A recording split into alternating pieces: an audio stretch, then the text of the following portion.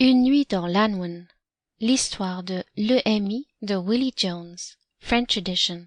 Written by Owen Jones. Narrated by Nicole. Une nuit dans l'Anwen. L'histoire de l'EMI de Willie Jones. French edition. Written by Owen Jones. Narrated by Nicole. Chapitre 1. Willie Jones. « Papa, t'es déjà levé ?» cria Becky dans le cottage miteux et sombre, tandis qu'elle refermait bruyamment la porte d'entrée derrière elle au cas où il ne soit même pas réveillé. Elle se demanda immédiatement si elle n'aurait pas dû la laisser ouverte. L'odeur était terrible. « Papa, c'est moi Becky. Lève-toi maintenant, s'il te plaît, papa. » Elle tira les rideaux de la fenêtre du salon, qui était relativement grand pour une petite maison de campagne galloise, mais qui était cependant petit compte tenu des normes actuelles. Elle l'ouvrit le plus possible et la verrouilla sur ses soutiens à l'ancienne et alla à la cuisine sur l'arrière de la maison. Tout de suite, la cause de la mauvaise odeur lui apparut en partie évidente. Kitty, la vieille chienne galloise qu'on utilisait pour garder les moutons, était recroquevillée près de la porte donnant sur l'arrière de la maison, ayant elle aussi l'air d'un mouton très penaud. « T'inquiète pas, ma vieille, c'est pas ta faute. Ça fait longtemps qu'il aurait dû te faire sortir. » Elle ouvrit la porte qui donnait sur l'arrière de la maison et poussa les saletés laissées par la chienne plus loin, sur le linoleum. « Merde !» dit-elle, malgré elle, tandis qu'une nouvelle vague de puanteur était soulevée de la pile d'excréments qu'elle venait de déplacer et de remuer. Dès que l'ouverture fut assez grande, Kitty reconnaissante se faufila dans le jardin, heureuse de s'éloigner de ce qui avait causé sa gêne. Becky prit un seau et une serpillière, qui sentaient mauvais de dessous l'évier, mais il lui fallait d'abord déplacer la vaisselle sur le plan de travail, pour pouvoir remplir le seau dans l'évier pour nettoyer le sol. Ne disposant ni d'eau chaude ni d'un produit adéquat pour nettoyer, elle utilisa de l'eau froide et de la lessive.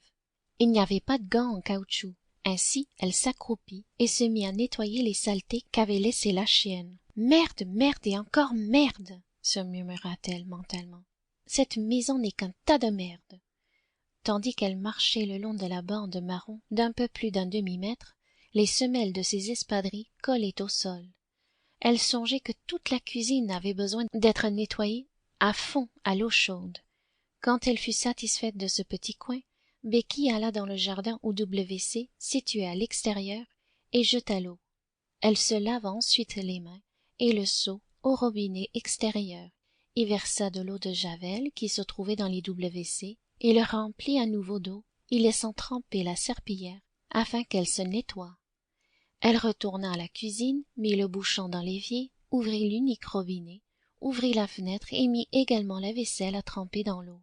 Les seuls ustensiles de cuisine qui avaient été utilisés depuis la dernière fois qu'elle était venue étaient la poêle à frire, mais toute la vaisselle était sale, ainsi que de nombreuses tasses, des verres à whisky et à bière.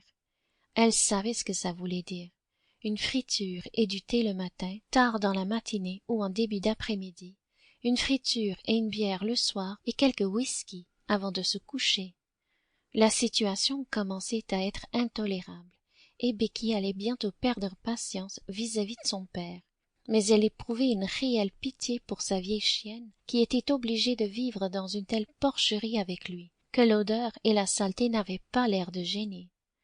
Tandis qu'elle faisait la vaisselle, elle leva les yeux sur l'espèce de chaîne de montagne qui s'élevait à quelques kilomètres de ce que l'on qualifiait, au moyen d'un euphémisme, de jardin, mais qui avait été superbe quand elle vivait à la maison. Les montagnes avaient toujours suscité une fascination chez elle. De ce point de vue, elle ressemblait à sa mère. Sa mère avait fait la vaisselle 2 ou 3 fois par jour à cette fenêtre, et avait fixé ces montagnes pendant 42 ans. Son père et elle aimaient à penser qu'elle était heureuse en train de jouer ou d'errer non loin d'elle, maintenant qu'elle n'était plus avec eux. Elle était morte d'un cancer de l'utérus 5 ans plus tôt. On avait été pris au dépourvu, car elle n'était jamais allée aux visites organisées à l'hôpital. On le lui avait diagnostiqué et elle était morte au bout de 3 mois. Ça avait été un choc terrible. Toutefois, maintenant, Becky était Sample complete. Ready to continue?